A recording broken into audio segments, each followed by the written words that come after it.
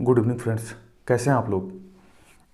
कल हम लोगों की क्लासें नहीं चल पाई थी और परसों हम लोगों ने हिंदी पढ़ी थी। अच्छा, परसों हम लोगों ने हिंदी में क्या पढ़ा था? परसों हम लोगों ने हिंदी में पढ़ा था शब्दभेद। शब्दभेद कितने प्रकार के होते हैं? शब्दभेद 4 प्रकार के होते हैं। कौन कौन से होते हैं? उत्पत्ति के आधार पर शब्दभेद, रचना के आधार पर शब्दभेद, अर्थ के आधार पर शब्दभेद और प्रयोग के आधार पर शब्दभेद। इनमें से हम लोगों ने क्या पढ़ा था? इनमें से हम लोगों ने पढ़ा था उत्पत्ति के आधार पर शब्दभेद। और आज भी हम लोग उसी हेडिंग को आगे बढ़ाते हुए और बिंदुओं के बारे में जानेंगे। अच्छा, परसों हम लोगों ने शब्दभेद में क्या पढ़ा था? हम लोगों ने पढ़ा था तत्सम और तद्भव पहचानना।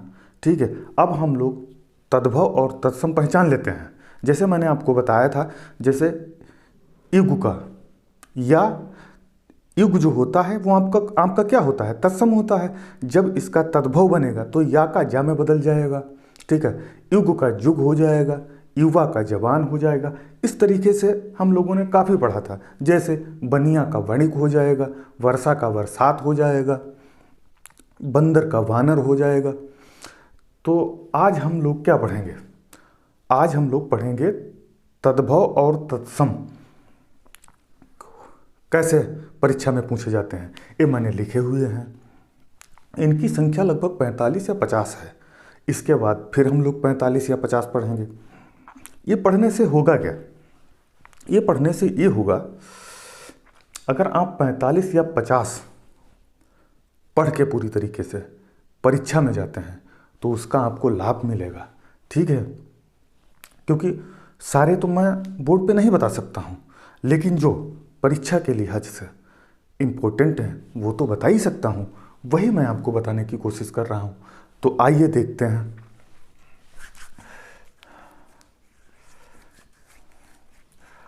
सबसे पहले हम देखते हैं, ये लिखा है तत्सम, ये तद्भव। आप मालूम क्या, जब आप बुक में देखेंगे तब आपको तद्भव इधर लिखा हुआ मिलेगा और तत्सम इधर मिलेगा। मुझे ऐसा लगता है कि अगर पहले तत्सम पढ़ा जाए उसके बाद उसका तद्भव देखा जाए तो आसानी हो जाती है और जल्दी कॉन्सेप्ट तैयार होता है। इसीलिए मैंने पहले तत्सम लिखा है, बाद में तद्भव लिखा है। जैसे हमने देखा अमृत, अमृत का क्या होता है? अमीय होता है।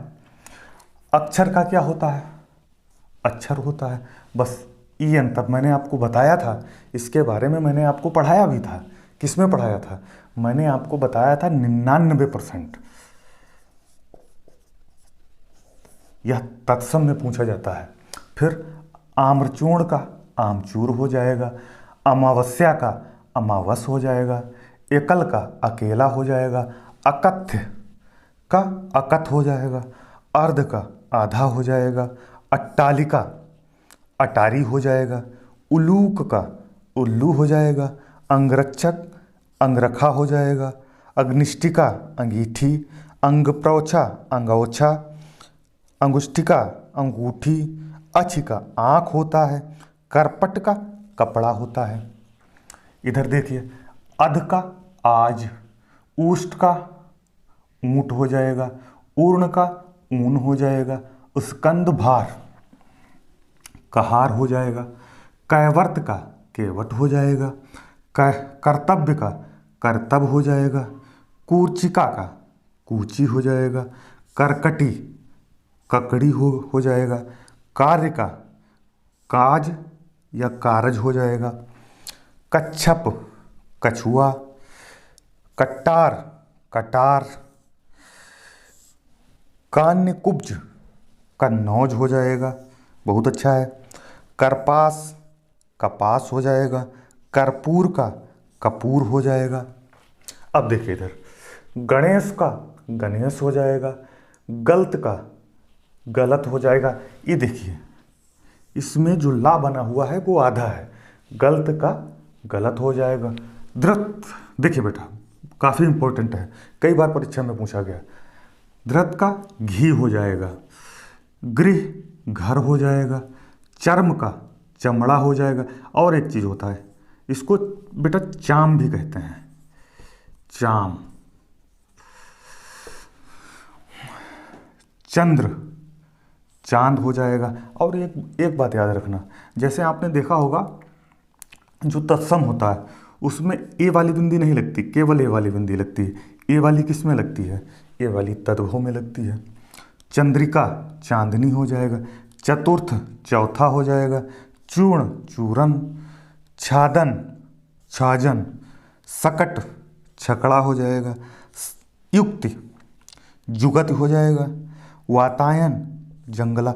मैंने आपको एक चीज़ और बताई थी, विशेष ध्यान रखना। जैसे ए वाला जो सा है ये किस में बदलता है?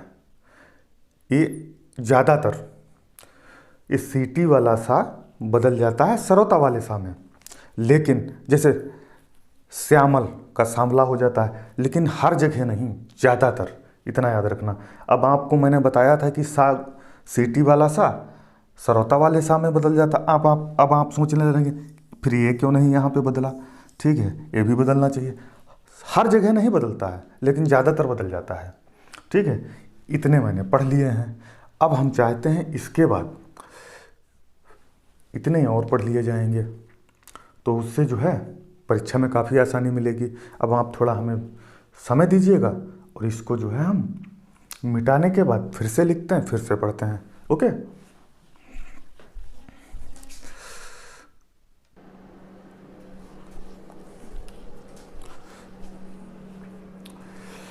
कुछ और लिखे हुए हैं, उनको भी देख लेते हैं। देखो इधर, अज्ञान का क्या होगा? अजान हो जाएगा। अशीति 80। अंधकार का अंधेरा। अष्टादश का 18। अगम्य अगम। आलस्य का आलस। अश्रु का आंसू। आत्मा का आप। आभूषण आभूषण। देखो इधर, ये वाला जो सा है इसका ये बदल गया है। आभूषण आभूषण, इसकी जगह पे ना हो गया है। अधीन आधीन। एला इलायची। अम्लिका इमली। आदित्यवार इतवार। आज संडे था भी, आदित्यवार का इतवार। फिर देखो, उत्साह का उछाह। उपरियुक्त उपरोक्त। ऊर्ध्वतन का उबटन। इच्छु का ईख। ईख बोले तो गन्ना, हमारे यहाँ गन्ना ही तो कहा जाता है ईख को। उज्ज्वल का उजला। उच्च का ऊंचा। मच्छिका मक्खी। भ्रमर भौरा। पर्यायवाची द्विरेफे। शिलीमुख षटपद, बहुत सारे होते हैं इसके, और पूछा भी खूब जाता है। मत्स्य मछली। आपको बताएं ये मत्स्य क्या होता है? मछली। मछली का मीन भी होता है पर्यायवाची। हम लोग जब पहली बार, ये बात है 2010 या 11 की, उस समय हमारा, नहीं 11 की नहीं, बात है 2013 या 14 की। उस समय हमारा ग्रेजुएशन कंप्लीट हुआ था। उस समय मेरा ग्रेजुएशन कंप्लीट ही हुआ था। जस्ट आरओ एआरओ की वैकेंसी आ गई। जब आरओ एआरओ की वैकेंसी आई तो हमारे साथ के जो लड़के थे, जो कम से कम 3 साल से या 4 साल से तैयारी कर रहे थे, सब ने आरओ में फॉर्म फिल किया। हमने भी फॉर्म फिल किया। हमको भी शौक़ लगा कि आरओ का पेपर हम भी देने के लिए जाएंगे, कम से कम देखेंगे जाके कैसा होता है। तो जब पेपर देने के लिए गए, वहाँ पे सबसे पहले हिंदी का पेपर, मतलब जब मैंने प्रश्न पलटा, नहीं हिंदी का सेकंड पेपर होता था, पता होगा आप लोगों को जो लोग आरओ एआरओ का एग्ज़ाम दे चुके हैं। पहला जीएस का पेपर हुआ था, दूसरा हिंदी का पेपर हुआ था। जो हिंदी का पेपर हुआ था तो उसमें जैसे मैंने पहला क्वेश्चन पढ़ा, मुझे लगा पहला पढ़ा, दूसरा पढ़ा, तीसरा, चौथा, पाँचवा, हमने कहा तो बड़ा इजी है। तो उसमें जैसे मछली का पर्यायवाची नीचे टिक किया, ठीक है, बंदर का पर्यायवाची नीचे टिक किया, शेर का पर्यायवाची नीचे टिक किया, और इसी तरह से क्वेश्चन हम करते चले गए। पहले पेज पे किए, दूसरे पेज पे किए, और पेपर दे के निकले बहुत खुश कि अरे हिंदी का पेपर तो बहुत अच्छा आया। बाद में जब घर आकर पेपर मैंने सोचा चेक कर लें कितने सही हैं कितने नहीं सही। जब घर आकर हमने क्वेश्चन पढ़ा, क्वेश्चन था मछली, क्वेश्चन क्या था वो, मछली का पर्यायवाची नहीं है, लास्ट में लिखा था नहीं है, ठीक है। नीचे शेर का पर्यायवाची नहीं है, नीचे मोर का पर्यायवाची नहीं है। हमने पूरा प्रश्न पढ़ा ही नहीं था, इतना ही पढ़ा था मछली का पर्यायवाची, नीचे गोला किया मछली। लेकिन उसमें पूछ क्या रहा था कि मछली का जो नीचे 4 ऑप्शन दिए गए हैं उनमें मछली का पर्यायवाची नहीं है, हमको नहीं है वो बताना था।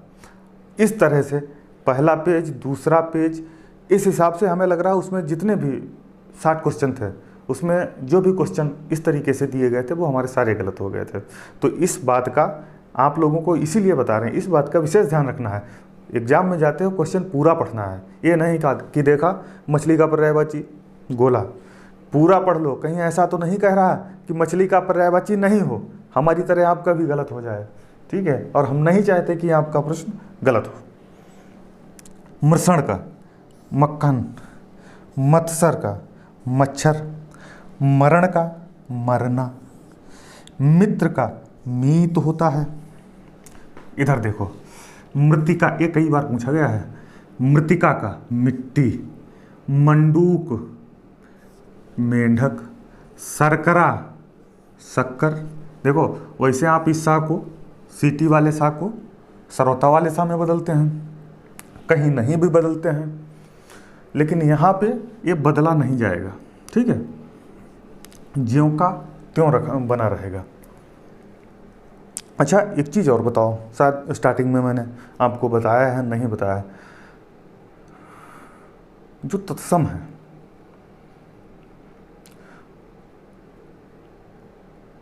तत्सम में जो तत्सम पढ़ते हैं उसमें तत् का मतलब क्या होता है? तत् का मतलब होता है संस्कृत के, और सम माने समान, संस्कृत के समान। इसको ऐसे भी कह सकते हैं, अगर तत्सम की बात करें तो इसको ऐसे भी कह सकते हैं। तत्सम शब्द क्या होते हैं? वे शब्द जो संस्कृत भाषा से ज्यों के त्यों हिंदी भाषा में आ गए हैं तत्सम कहलाते हैं। जैसे अग्नि हो गया, रात्रि हो गया, ठीक है, आकाश हो गया, आदि आदि। तद्भव, तद्भव वे शब्द होते हैं जो संस्कृत भाषा से सीधे हिंदी भाषा में प्रचलन के रूप में आ गए हैं। जैसे आग, सूरज, आग, सूरज, और कई इस तरीके से, आग हो गया, सूरज हो गया, ठीक है, पानी हो गया, ये सब क्या है? ये सब जो है तद्भव हैं आपके। आइए देखते हैं इधर। मनुष्य क्या क्या होगा? मनुष्य का मानस हो जाएगा, विक्षोभ का विक्षोभ हो जाएगा, फिर शिष्य का शिष्य हो जाएगा। इसमें ये देखो बताएंगे नहीं, आप समझ गए हैं। श्रृंगार का सिगार हो जाएगा, सर्प का सांप हो जाएगा, श्रृगाल का सियार हो जाएगा, स्वर्ण का सोना हो जाएगा, सूचिका का सुई हो जाएगा, सपत्नी का सौत हो जाएगा। इतना आया बेटा समझ में? अब इसके बाद हिंदी में ही आगे हम देखते हैं, और इसको आप चाहें तो एक अच्छा सा नोट्स बना लीजिएगा। इतना आया समझ में? अब इसके आगे देखते हैं।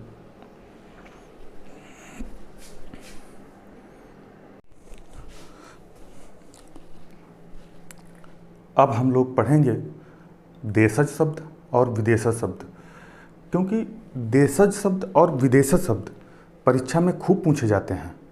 आपने इनको अच्छे से नहीं पढ़ा है। इनको मालूम क्या, हमको ऐसा लगता है कि अगर यहाँ से सवाल पूछा जाएगा, शब्द पूछा जाएगा तो हो जाएगा, लेकिन अक्सर गलत हो जाता है। गलत क्यों हो जाता है? क्योंकि आपको लगता है ये बहुत इजी है, फिर आप इसको पढ़ते नहीं हैं, इसीलिए गलत हो जाता है। और मैं ये चाहता हूँ कि बेटा यदि यहाँ से सवाल आता है वो आपका गलत नहीं होना चाहिए। आइए देखते हैं। सबसे पहले हम पढ़ेंगे देशज शब्द।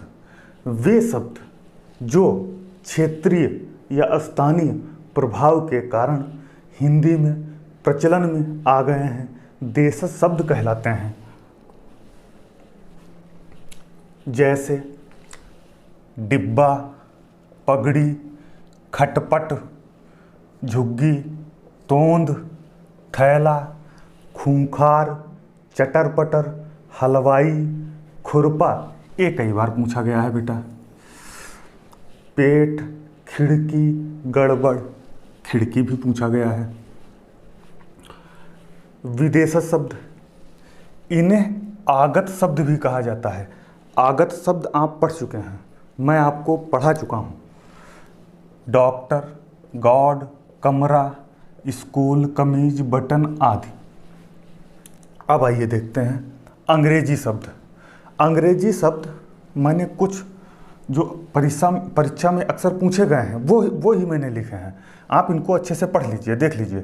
अपील, कोर्ट, मजिस्ट्रेट, जज, पुलिस, टैक्स, पेंसिल, कॉपी, अफसर, डिप्टी, डिप्थीरिया। और भी हैं, लेकिन मुझे जो इम्पोर्टेंट लगे, ठीक है, वो मैंने लिखे हुए हैं। आप पढ़ना चाहते हैं किताब से और भी पढ़ सकते हैं, लेकिन इनको ज़रूर पढ़ना है, इनको आपको रट लेना है।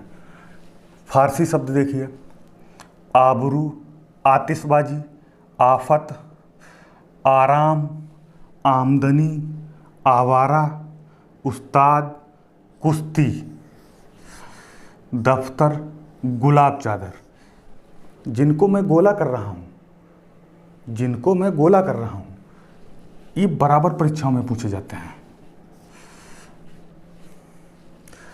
आप एक दो मतलब प्रीवियस के, चाहे UP-SSC में, चाहे पुलिस में, UPP कांस्टेबल या अन्य जो 4th क्लास की वैकेंसीज होती हैं, उनमें आप उनका पेपर उठा कर देखिए, ये सब पूछे गए हैं। चश्मा, मजा, दीवार, ताजा, मकान, गिरफ्तार, किसमें आता है? फारसी में आता है। चेहरा, नापाक, साल, सरदार, हफ्ता, पर्दा, बारिश आदि। आदि आता नहीं है, शब्द नहीं, मतलब और भी आप पढ़ सकते हैं। इनके अलावा और भी शब्द हैं। तुर्की शब्द, बहादुर, उर्दू। अब देखिए, उर्दू खुद एक लैंग्वेज है, भाषा है, लेकिन जो उर्दू शब्द है वो किस में आता है? वो आपका तुर्की में आता है। समझो बेटा इसको, जो उर्दू है वो अपने आप में खुद एक लैंग्वेज है, भाषा है, लेकिन जो उर्दू शब्द है वो किससे लिया गया है? वो अरबी से लिया गया है। किससे? तुर्की से लिया गया है, तुर्की से लिया गया है। फिर पुर्तगाली, तौलिया, अनन्नास, पपीता, काजू, अलमारी, आलपिन, गमला, गोदाम, बोतल, बाल्टी, मिस्त्री, पादरी। फिर देखिए फ्रांसीसी या फ्रेंच, अंग्रेज। अंग्रेज कैसा शब्द है? अंग्रेज फ्रांसीसी शब्द है या फ्रेंच शब्द है। काजू, आपने काजू एक जगह और पढ़ा होगा। काजू कॉमन है, 2 जगह आता है, हो सकता आगे हो कहीं। ये देखो है, किस में है? पुर्तगाली में है। अगर काजू पूछा जाएगा या तो पुर्तगाली दिया होगा या फ्रांसीसी दिया होगा, दोनों में से एक दिया होगा। कारतूस, कर्फ्यू बहुत पूछा जाता है। कूपन, लाभ, बिगुल। फिर डच में आइए, तुरुप और बम, ये 2 शब्द हैं, इनको आप रट लीजिए। रूसी शब्द देखिए कौन कौन से? रूबल, जो रूबल है रूस की मुद्रा भी है, ऐसे भी आपको याद रहेगा। जार, वोडका, स्पुतनिक, सोवियत, ये तो आपको पता होंगे ऑलरेडी। चीनी शब्द देखो, चाय, चीनी, लीची, चीकू, सब में चा आया हुआ है, इसमें भी आया हुआ, इसमें भी आया हुआ, इसमें भी आया हुआ। ये आप ट्रिक बना लीजिए। संकर शब्द क्या होते हैं? जापानी शब्द छूट गया है। जापानी शब्द रिक्शा, सायोनारा, आप इसको याद कर लीजिए बेटा, बहुत पूछा जाता है। संकर शब्द दो भिन्न स्रोतों से आए शब्दों के मेल से बने नए शब्दों को संकर शब्द कहते हैं। फिर से देखिए, दो भिन्न स्रोतों से आए शब्दों के मेल से बने नए शब्दों को संकर शब्द कहा जाता है। आइए देख लेते हैं संकर शब्द। ये हैं आपके संकर शब्द। छाया संस्कृत का शब्द है, दार फारसी शब्द है, दोनों को मिलाकर क्या बना? छायादार। मतलब दो अलग अलग भाषाओं से आकर शब्द या जुड़कर एक नया शब्द बनाते हैं। क्या? छायादार। देखो, ये किससे आया है? संस्कृत से आया है। ये किससे? दार किससे आया है? फारसी से आया है। दोनों को मिलाकर क्या बना? छायादार। ऐसे शब्दों को क्या कहते हैं? संकर शब्द कहा जाता है। जैसे पान हिंदी का शब्द है, दान फारसी शब्द है, मिलाकर क्या हो गया? पानदान हो गया। फिर रेल अंग्रेजी शब्द है, पता है हम सबको। गाड़ी हिंदी का शब्द है, दोनों को मिलाकर क्या बन गया? रेलगाड़ी। सील अंग्रेजी का शब्द होता है, बंद फारसी शब्द है, दोनों को मिलाकर क्या बना? सील बंद। ठीक है, ऐसे शब्दों को क्या कहते हैं? ऐसे शब्दों को बेटा संकर शब्द कहते हैं। आप इसको अच्छे से तैयार कर लीजिए, ठीक है, इसको पढ़ के जाइएगा। यदि आप जैसे इस समय एसएससी जीडी के एग्ज़ाम चल रहे हैं, आप एसएससी जीडी का एग्ज़ाम जब देने के लिए जाते हैं तो मैं ये चाहता हूँ, चाहे हमारी कोचिंग के बच्चे हों या बाहर के बच्चे हों, आप बेटा इनको पढ़ के जाओ, ठीक है। भगवान ने चाहा तो यहाँ से आपको क्वेश्चन मिल जाए, कोई ना कोई आंसर आपको मिल जाएगा। और अब हम नेक्स्ट डे पे मतलब जो है बनावट के आधार पर या रचना के आधार पर शब्द पढ़ेंगे, जिसमें रूढ़ शब्द आते हैं, यौगिक शब्द आते हैं, विकारी आते हैं, अभिकारी आते हैं, इन सबको पढ़ेंगे। साथ में एक जानकारी मैं आपको और देना चाहता हूँ। आप सबको पता होगा संसारपुर हमारी कोचिंग उड़ान डिफेंस एकेडमी है, और वहाँ पे 17/1/2023 को एक प्रोग्राम है। प्रोग्राम क्या है? हमारी कोचिंग जुड़ी हुई है NYK से, नेहरू युवा केंद्र से। तो नेहरू युवा केंद्र की जो टीम है वो लोग 17/1/2023 में सोबरन जूनियर की जो फील्ड है, जो सोबरन जूनियर स्कूल है उसकी जो फील्ड है, उसमें प्रोग्राम होगा। प्रोग्राम क्या होगा? प्रोग्राम में आपकी रेस कराई जाएगी, खो खो होगा और कबड्डी आपकी होगी। इस प्रकार के 7 खेल कराए जाएंगे 17 को और 18 को, 17 जनवरी और 18 जनवरी को। यदि आप उसमें पार्टिसिपेट होना चाहते हैं तो हमारी संस्था पे आके, या जैसे आपको समय नहीं मिलता है तो आप 17 को मॉर्निंग में सुबह ग्राउंड पे आके, जहाँ प्रोग्राम है सोबरन जूनियर हाई स्कूल की जो फील्ड है, वहाँ पे आके अपना नाम नोट करवा दीजिएगा और उसमें आप पार्टिसिपेट कर सकेंगे। आपको मौका खेलने का दिया जाएगा। खेलने से क्या होगा? खेलने से आपको एक तो आपकी जो है, जब आप खेलेंगे जाके तब आपको उसमें खेल से संबंधित चीज़ें बताई जाएंगी। दूसरा, यदि आप वहाँ पे अगर फर्स्ट रैंक पे आते हैं, सेकंड पे आते हैं, थर्ड पे आते हैं, तो उसके प्राइज़ हैं। जो फर्स्ट विनर होता है उसके लिए अलग प्राइज़ है, जो सेकंड विनर होता है उसके लिए अलग प्राइज़ है, जो थर्ड विनर होगा उसके लिए अलग प्राइज़ है। आपको प्राइज़ दिया जाएगा। फिर आपको ब्लॉक स्तर पे आप खेलते हैं, फिर आपको डिस्ट्रिक्ट लेवल पे खेलने का मौका दिया जाएगा।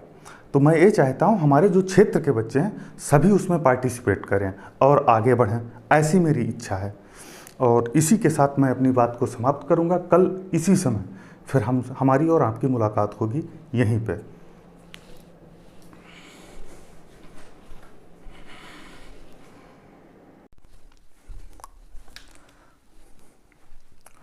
गुड इवनिंग फ्रेंड्स, कैसे हैं आप लोग?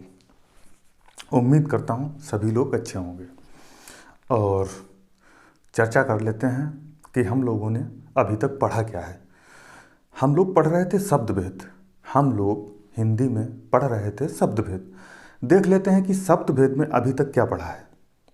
कल तक हम लोगों ने शब्द भेद में पढ़ा था उत्पत्ति के आधार पर शब्द भेद, लेकिन आज हम लोग पढ़ेंगे, हेडिंग हमारी वही रहेगी, शब्द भेद। शब्द भेद में जो दूसरी हेडिंग है, रचना या बनावट के आधार पर शब्द भेद। रचना या बनावट के आधार पर शब्द भेद हमारी हेडिंग है आज की, रचना या बनावट के आधार पर शब्द भेद। इसमें हम देखते हैं, जैसे इसमें आपने पढ़ा होगा रूढ़ शब्द, यौगिक शब्द, योग रूढ़ शब्द। तो सबसे पहले हम बात करते हैं रूढ़ शब्द की। देखिए इधर, जिन शब्दों के सार्थक खंड ना हो सकें और जो अन्य शब्दों के मेल से ना बने हों, वे रूढ़ शब्द होते हैं। जैसे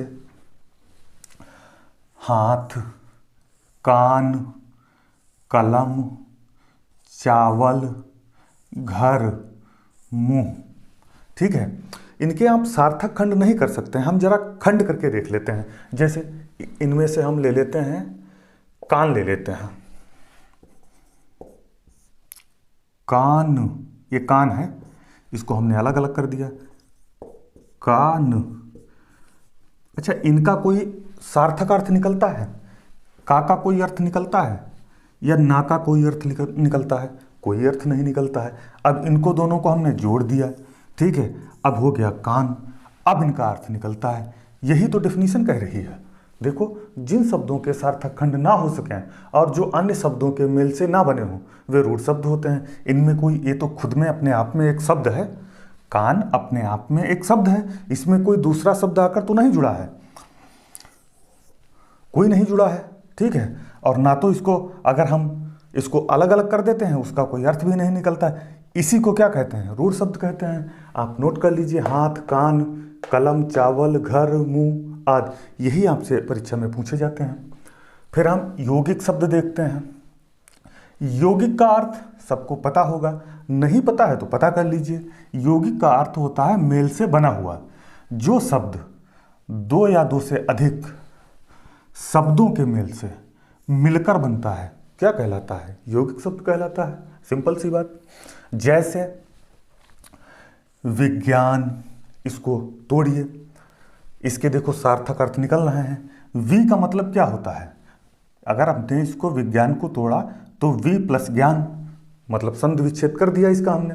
अब वी का अर्थ होता है बेटा, वी का अर्थ होता है विशेष। क्या अर्थ होता है? विशेष। ज्ञान का मतलब ज्ञान, विशेष ज्ञान। विद्यालय, विद्या प्लस आलय, सबको पता होगा। आलय मतलब घर हो गया, विद्या का मतलब विद्या, आलय का मतलब घर, विद्या का घर। चिकित्सालय, चिकित्सा का घर। इसका जब हमने इसको तोड़ा तो क्या बनेगा? चिकित्सा प्लस आलय। पता है आपको, टाइम खराब करने से कोई फायदा नहीं है। राजपुत्र, राजा का पुत्र। राजपुत्र, यहाँ पर मुझे संधि विच्छेद करनी चाहिए थी। राजपुत्र, राजा प्लस पुत्र, क्या हो जाएगा? राजा का पुत्र हो जाएगा। आगे देखिए इधर, योग रूढ़ शब्द। वे शब्द जो यौगिक तो होते हैं परंतु जिनका अर्थ विशेष हो जाता है, योग रूढ़ कहलाते हैं। हम इस डेफिनेशन को एक बार फिर से पढ़ेंगे। वे शब्द जो यौगिक तो होते हैं, वे शब्द जो यौगिक तो होते हैं परंतु जिनका अर्थ विशेष हो जाता है, क्या कहलाते हैं? योग रूढ़ कहलाते हैं। जैसे देखिए इधर, हमने मान लिया एक शब्द ये है, एक शब्द ये है, इसका जो अर्थ निकलेगा ये विशेष अर्थ निकलेगा। क्या? विशेष। अभी आपको बता रहे हैं करके। जैसे हमने लिखा, ये क्या है? पंकज, पंकज लिखा हुआ है। अब हमने इसको तोड़ दिया, पंक प्लस ज। अब आपको बताना है इसका विशेष जो अर्थ निकलेगा वो क्या निकलेगा। देखो बेटा इधर, पंक का अर्थ होता है, हम पढ़ क्या रहे हैं? हम योग रूढ़ पढ़ रहे हैं। आप इसको बहुत अच्छे ध्यान से आपको देखना है, आपको इसको बहुत ध्यान से देखना है। आपसे परीक्षा में गलत नहीं होना चाहिए, ऐसी मुझे उम्मीद है कि आप परीक्षा में इसको गलत नहीं करेंगे। पंक का मतलब क्या होता है? कीचड़। जा का मतलब क्या होता है? उत्पन्न। अब आप समझ गए होंगे यहां क्या आएगा? कमल आएगा। पंकज ने जब इस पंकज का हमने संधि विच्छेद किया, जब पंकज का हमने संधि विच्छेद किया, किस में? योग रूढ़ में। हम पढ़ क्या रहे हैं? योग रूढ़ में पढ़ रहे हैं। योग रूढ़ में हम बतौर एग्जाम्पल पंकज का संधि विच्छेद कर रहे हैं। जब पंकज का संधि विच्छेद किया और इसने एक विशेष अर्थ दिया, क्या है वो? क्या है वो? कमल है। पंख प्लस जा तो क्या हो जाएगा? पंख का अर्थ है कीचड़, जा का अर्थ है उत्पन्न, मतलब कीचड़ में उत्पन्न क्या हो जाएगा? कमल हो जाएगा। अब जैसे इसके एग्जाम्पल हम देखते हैं क्या क्या हो सकते हैं। देखो इधर दिख रहा है ना आपको? पंकज तो है ही, फिर दूसरा क्या हो जाएगा? जलज। बेटा जलद भी हो जाएगा। जलद, जल में उत्पन्न, क्योंकि जा का मतलब उत्पन्न है ना, तो जा का मतलब उत्पन्न, जलद। ठीक है, इसमें क्या? जलद, जलद का मतलब बादल से है। फिर उसके बाद लंबोदर, फिर दशानन, दशानन, फिर नीलकंठ, नीलकंठ। और भी कई सारे एग्जाम्पल हैं इसके। ठीक है, अब आप इसमें एक चीज देखें, इसमें आप पंकज, जलज, जलद, लंबोदर, दशानन, नीलकंठ। अब हम बात करते हैं समास की। ये सब किस में आते हैं? बहुब्रीहि समास में आते हैं। बहुब्रीहि समास में जो भी शब्द आते हैं वो किसके उदाहरण होते हैं? योग रूढ़ शब्द के उदाहरण होते हैं। ऐसे समझो। इसको हम एक बार फिर से देखते हैं, देखने की कोशिश करते हैं। देखो इधर, रूढ़ शब्द जिन शब्दों के सार्थक खंड ना हो सकें और जो अन्य शब्दों के मेल से ना बने हों वे रूढ़ शब्द कहलाते हैं। जैसे हाथ, कान, कलम, चावल, घर, मुंह आदि। यौगिक शब्द, यौगिक का अर्थ है मेल से बना हुआ। जो शब्द दो या दो से अधिक शब्दों के मेल से बनता है यौगिक होता है या यौगिक कहलाता है। जैसे विज्ञान, इसका जब हम इसको अलग अलग करेंगे वि प्लस ज्ञान हो जाएगा। विद्यालय, विद्या प्लस आलय हो जाएगा। चिकित्सालय, चिकित्सा प्लस आलय हो जाएगा। राजपुत्र, राजा का पुत्र हो जाएगा। फिर हम देखते हैं योग, योग रूढ़ शब्द, वे शब्द जो यौगिक तो होते हैं परंतु जिसका अर्थ विशेष हो जाता है योग रूढ़ कहलाते हैं। जैसे पंकज, जलज, जलद, लंबोदर, दशानन, नीलकंठ। इसको आप अच्छे से इसका एक स्क्रीनशॉट ले लीजिए और बाद में इसको जो है अपनी कॉपी पे छाप लीजिए। और जो परीक्षा में एग्जाम्पल आते हैं ज़्यादातर वो इसी से आते हैं, तो इसलिए इसके जो ये शब्द लिखे हुए हैं ये बहुत महत्वपूर्ण है परीक्षा के लिहाज से। इसको आप नोट कर लीजिए। और इसके बाद हम लोग क्या पढ़ेंगे? इसके बाद हम लोग पढ़ेंगे अर्थ के आधार पर शब्दभेद। अर्थ के आधार पर शब्दभेद क्या होते हैं? एकार्थी शब्द होते हैं, अनेकार्थी शब्द होते हैं। अब हम लोग पढ़ेंगे एकार्थी शब्द या अनेकार्थी शब्द। आया समझ में?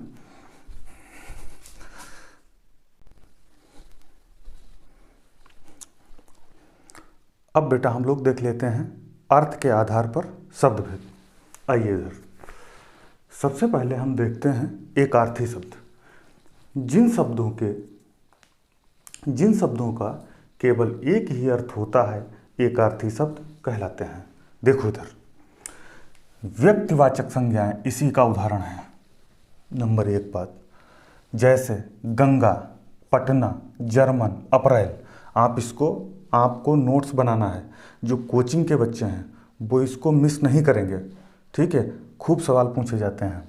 फिर से देखिए, जिन शब्दों का केवल एक ही अर्थ होता है एकार्थी शब्द कहलाते हैं। यह व्यक्तिवाचक संज्ञाएं इसी का उदाहरण है। जैसे गंगा, पटना, जर्मन, अप्रैल। अब देखते हैं अनेकार्थी शब्द क्या होते हैं। जिन शब्दों के एक से अधिक अर्थ होते हैं अनेकार्थी शब्द कहलाते हैं। जैसे कनक, कनक क्या है? सोना, पता है आपको। धतूरा, पता है आपको। गेहूं नहीं पता है तो पता कर लीजिए, ये भी होता है किसका? कनक का पर्यायवाची। फिर पर्यायवाची अब देखते हैं। पर्यायवाची हम क्यों देख रहे हैं? क्योंकि हम पढ़ा रहे हैं अर्थ के आधार पर शब्द भेद, और अर्थ के आधार पर जो शब्द भेद होते हैं ये उनका एक भेद है। ये आपको पता है, लेकिन इसके अंतर्गत ये आपको पढ़ना पड़ेगा और आपको इसके बारे में जानना भी चाहिए कि शब्द भेद के अंतर्गत क्या क्या आते हैं, उसके भेद क्या होते हैं। पर्यायवाची यह समान अर्थ देते हैं। जैसे आकाश, आकाश का क्या होता है? नभ होता है, गगन होता है, आकाश होता है। बादल का क्या होता है? मेघ होता है, जलद होता है, वारिद होता है।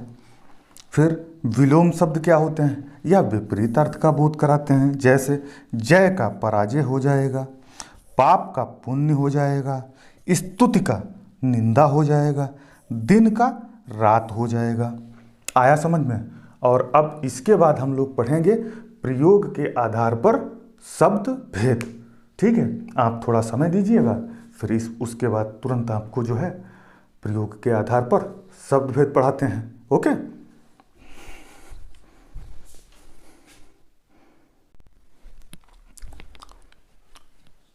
अब हम लोग पढ़ेंगे प्रयोग के आधार पर शब्द भेद। अभी तक हम लोगों ने क्या पढ़ा था? इससे पहले क्या पढ़ा था? इससे पहले हमने पढ़ा था रचना या बनावट के आधार पर शब्द भेद। अब हम लोग पढ़ेंगे उसके बाद प्रयोग के आधार पर शब्द भेद। देखिए इधर, सबसे पहले हम देखते हैं विकारी शब्द क्या होते हैं। देखो इधर, वे शब्द जिनमें, मैंने गोला कर रखा है, आपको समझने में आसानी हो जाएगी। वे शब्द जिनमें लिंग, वचन व कारक के आधार पर परिवर्तन हो जाता है क्या कहलाते हैं? विकारी शब्द कहलाते हैं। जैसे संज्ञा, सर्वनाम, क्रिया, विशेषण। अब हम देखते हैं अविकारी शब्द क्या होते हैं। जिनके रूप, लिंग, वचन, पुरुष, काल, फिर से देखिए, जिनके रूप, लिंग, वचन, पुरुष, काल आदि के कारण परिवर्तन नहीं होता है, अर्थात अपरिवर्तित रहते हैं, क्या कहलाते हैं? अविकारी शब्द कहलाते हैं। ओके, अच्छा, ये तो आपका हो गया जो प्रयोग के आधार पर शब्द भेद। जब हम अविकारी पढ़ा रहे हैं तो आप इसमें कुछ चीज़ें और जान लीजिए। जैसे इसके उदाहरण क्या होंगे? अविकारी जो शब्द हैं वो कौन कौन से होते हैं? देखिए इधर आपका हो जाएगा इधर, उधर, किंतु।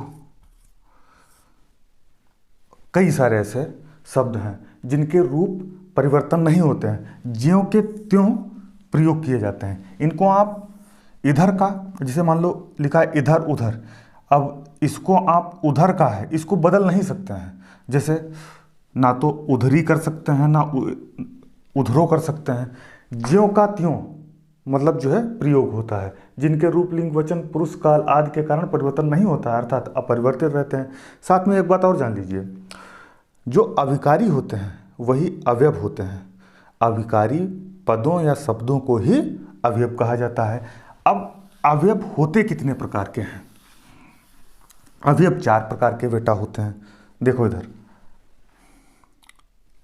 सॉरी, अवयव नहीं होता है, अव्यय होता है, माफ कीजिएगा, अव्यय होता है। अव्यय ये होता है।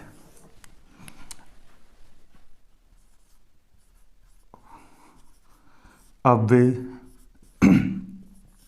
4 प्रकार के होते हैं। कौन कौन से? देखो इधर, जैसे हमने लिखा अव्यय, दिख रहा है ना आपको? अव्यय, इसके 4 प्रकार हो गए। अब यहाँ पे इनके प्रकार लिख दिए जाएंगे। ठीक है, सबसे पहले हम लिखते हैं जो 4 प्रकार होते हैं। विस्मयाद बोधक, विस्मयाद बोधक। दूसरा आपका हो जाएगा संबंध बोधक, संबंध बोधक। फिर आपका क्रिया विशेषण,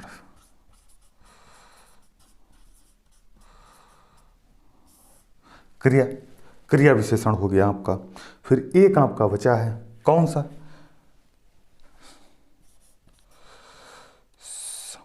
सामुच्य,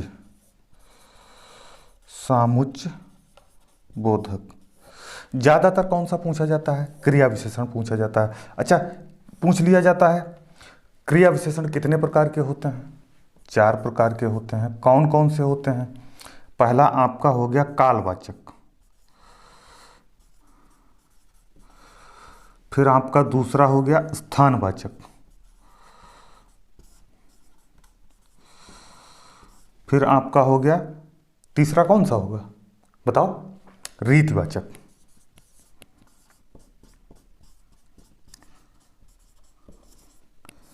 चौथा कौन सा होगा? आपको बताना है, बताइए आप, चौथा कौन सा होगा?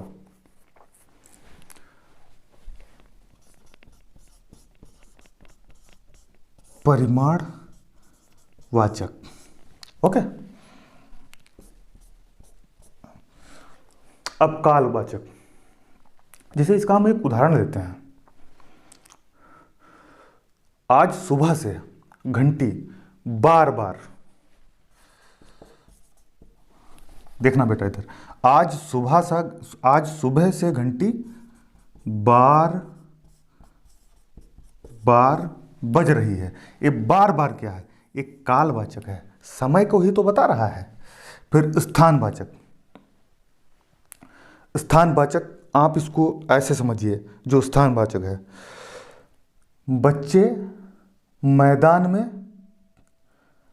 मैदान में इधर उधर खेल रहे हैं, इधर उधर। रीतवाचक, अच्छा, रीति का मतलब क्या होता है? शैली, शैली या तरीका, शैली या तरीका, यही तो होता है कि और कुछ होता है? इसका एग्जाम्पल देखो क्या होता है। इसका एग्जाम्पल है, क्या आप सचमुच मेरे बारे में जानते हैं? ये जो सचमुच है, क्या आप सचमुच मेरे बारे में जानते हैं? परिमाणवाचक, पता ही होगा, एग्जाम्पल क्या हो जाएगा? छोटा बच्चा अधिक खाता है, छोटा बच्चा अधिक खाता है। लेकिन ये अधिक क्या हो जाएगा? ये परिमाणवाचक हो जाएगा, मात्रा को बता रहा है। ये आपका हो गया प्रयोग के आधार पर शब्दभेद। और कल एक नया टॉपिक स्टार्ट होगा, जो होगा उसकी जानकारी आपको दे दी जाएगी। फिर उसके बाद मैं आपसे कुछ बात करना चाहता हूँ। मैं आपसे बात क्या करना चाहता हूँ? बात यह करना चाहता हूँ, मैंने आपको कल जानकारी दी थी कि जो हमारी संस्था है उड़ान डिफेंस एकेडमी, उसके द्वारा एक प्रोग्राम का आयोजन किया जाएगा। तारीख बताई थी 17 और 18 जनवरी को, लेकिन कुछ अपरिहार्य कारणों से उसको हमें निरस्त करना पड़ा। कारण क्या रहे? आप सबको पता होगा, इस समय जो इंटर के बच्चे हैं उनके प्री बोर्ड के एग्ज़ाम चल रहे हैं। तो जहाँ प्रोग्राम होना था, जिस फील्ड में होना था, वो field Sobran junior high school की फील्ड थी। वहाँ पे जो है, जो बच्चे थे इंटर वाले, उनके एग्ज़ाम चल रहे थे। तो हम लोगों ने सोचा जब प्रोग्राम होगा तो उसमें जो है लाउड स्पीकर वगैरह भी होंगे और उसकी आवाज़ स्कूल के अंदर जा सकती है। और जब वो स्कूल के अंदर जाएगी तो वहाँ बच्चे परीक्षा दे रहे होंगे, शायद वो इससे हमारे प्रोग्राम से डिस्टर्ब हो सकते हैं। तो इसी बात को ध्यान में रखते हुए हमने प्रोग्राम को कैंसिल कर दिया। किन डेटों पे? 17 और 18। अभी जो प्रोग्राम की अगली डेट है वो कंफर्म नहीं हुई है। जैसे कंफर्म होगी उसे तुरंत आपको उसकी जानकारी दे दी जाएगी। और आप लोग तैयार रहिए, क्योंकि आपको पता है हमारी कोचिंग ANY के नेहरू युवा केंद्र से जुड़ी हुई है। नेहरू युवा केंद्र की जो टीम आती है वो जो है अपने पूरे साजो सामान के साथ में आती है और हमारे बच्चों को खेल में प्रशिक्षण देते हैं और जिला स्तर ब्लॉक स्तर से जिला स्तर पर खेलने का अवसर प्रदान करते हैं। अगर आप अच्छा करते हैं तो उसका जो है कई सारे बेनिफिट्स हैं, वो आपको मिलते हैं। सर्टिफिकेट मिलता है जो कि आने वाली परीक्षाओं में भी उसका लाभ मिलता है और एक पहचान बनती है वो अलग। तो कोशिश करें, प्रिपेयर रहें और जैसे उसकी डेट कंफर्म होती है प्रोग्राम की, आपको सूचित कर दिया जाएगा। और इन्हीं बातों के साथ में आपकी इजाज़त चाहेंगे और कल इसी समय फिर आपसे मुलाकात होगी।